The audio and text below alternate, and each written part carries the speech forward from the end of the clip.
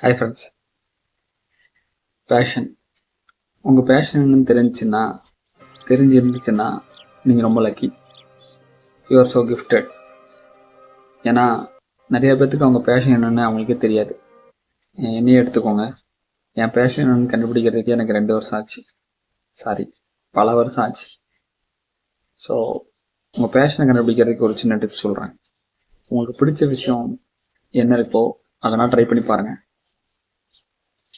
எந்த விஷயம் பண்ணும்போது நீங்கள் எனர்ஜெட்டிக்காக ஃபீல் பண்ணுறீங்களோ, ரொம்ப ஹாப்பியாக, ரொம்ப எனர்ஜெட்டிக்காக, அதை கஷ்டமாகவே நினைக்க மாட்டீங்க.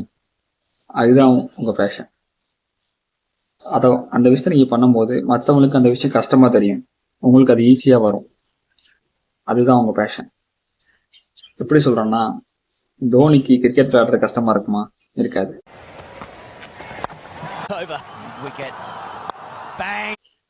இளையராஜாக்கு மியூசிக் போட்டு கஷ்டமாக இருக்குமா?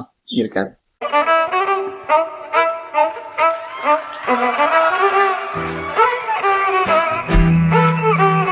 ஸோ எந்த விஷயத்தை நீங்கள் கஷ்டப்படாமல் ஈஸியாக செய்கிறீங்களோ அதுதான் உங்கள் பேஷன்.